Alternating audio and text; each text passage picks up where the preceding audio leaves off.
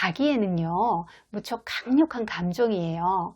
나르의 머릿속에는요, 이 자기애를 만족시키기 위해서 다양한 자기도취적 생각들로 가득해요.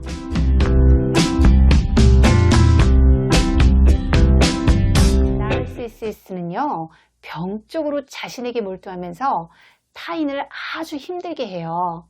나르의 주변인들은 혼란이나 긴장, 위협, 분노, 죄책감 같은 다양한 감정을 느끼게 되죠. 그래서 우리 주변에 있는 나르의 머릿속에 과연 어떤 생각이 있는지 아는 게 참 중요해요. 그래야 나르가 자신의 생각을 바탕으로 해서 만들어내는 문제 상황에 우리가 우리의 감정을 잘 컨트롤하면서 대처해 나갈 수 있게 돼요. 자기애는요, 무척 강력한 감정이에요. 나르의 머릿속에는요, 이 자기애를 만족시키기 위해서 다양한 자기도취적 생각들로 가득해요. 먼저는 오직 중요한 건 나야 나, 이런 생각이죠.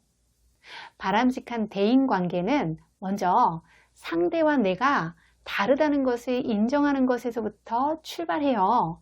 그 다음에 그 다름을 잘 활용하면 서로가 성장할 수 있게 되는 거죠. 그래서 아내와 생각이 다를 때 건강한 남편은요, 당신 생각을 좀 더 알고 싶어 라고 대응할 수 있지만요, 나르 남편은요, 그렇게 생각하다니 당신 틀려먹었어 라면서 분노해요. 상대방의 기분이 어떤지, 어떻게 생각하는지를 헤아릴 수 있는 게 공감이에요. 공감을 잘 하려면 자기가 갖고 있는 기본 신념 체계에서 한 발 빠져나와서 남의 관점을 이해해야 해요.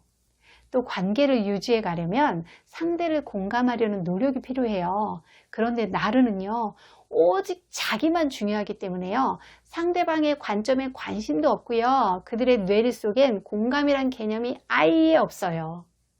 나르들의 자기도취적인 생각 두 번째는요, 내가 원하는 걸 얻기 위해서는 네가 필요해 라는 거예요.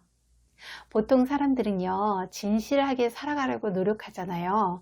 그런데 나르에겐 진실한 삶보다요, 상대방에게 호감을 얻을 수 있도록 자신을 포장하는 게 더 중요해요.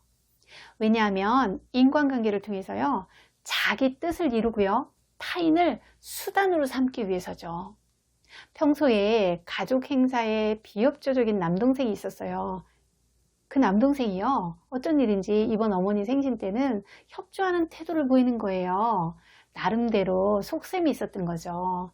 자신이 키우고 있었던 고양이 3마리를 누나에게 떠맡기고서는 여행을 가려는 심산이었어요. 그런데요, 그 누나에게는 동물털 알레르기가 몹시 심한 딸이 있었어요. 나른 남동생은요, 조카의 상황을 뻔히 알고 있었거든요. 그런데도 불구하고 오직 자기의 필요에만 집중해서 고양이를 떠맡기려는 속셈을 가지고 있었던 거예요. 나르가 타인을 조종하는 데는 끝이 없어요. 남을 이용하기 위해서요, 거짓된 친근감을 보이는가 하면 상대가 죄의식을 느끼게 만들기도 해요. 아까 말한 그 나르 남동생 있잖아요. 그 사람은요, 자신의 부탁을 누나가 달가워하지 않는 기색을 보이자 최근에 자기가 누나에게 전략적으로 이렇게 해줬던 일들을 쭉 나열하면서요, 누나를 설득하기 위해서 누나에게 미안함을 유도하려고 했어요. 때로는 사실을 왜곡하면서까지 논쟁을 하거나 토라져 버리거나 해코지를 하면서 상대를 조종하려고 해요. 어떻게 하든요, 그들의 유일한 관심사는요, 자신의 뜻을 관철시키는 것 뿐이에요.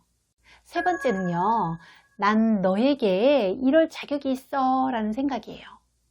그들은요, 자신이 아주 특별한 존재라고 믿기 때문에요, 상대가 호의적이지 않으면 충격을 받아요.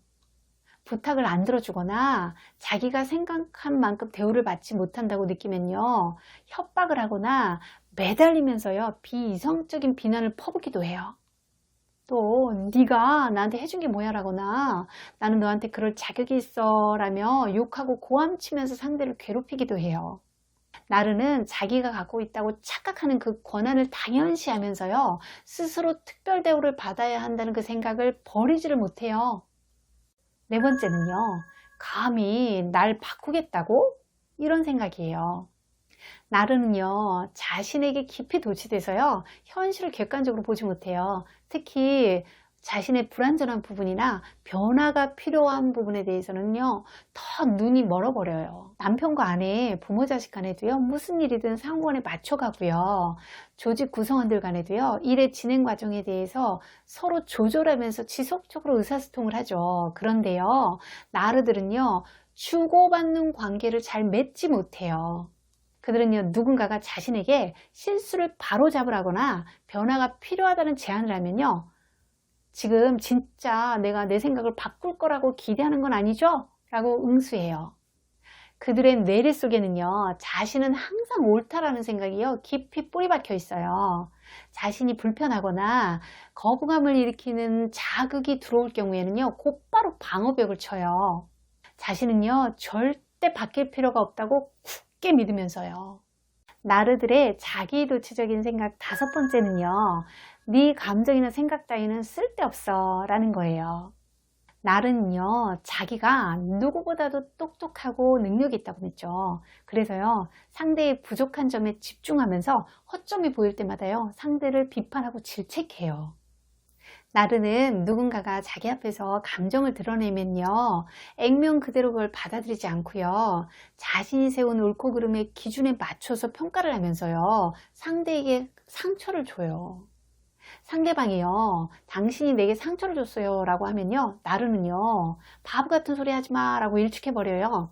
또 화가 났어요 라고 하면요, 정말 어처구니가 없다, 너 틀려먹었어 라고 하죠. 6번째는요, 너는 내 뜻을 따라야 해 라는 생각이에요. 나르도요, 관계 가운데요, 통제가 있을 수 있다는 사실을 받아들이긴 해요. 그러나 다른 사람이 아닌 오직 자기만이 그 통제권을 갖고 있어야 한다고 생각해요.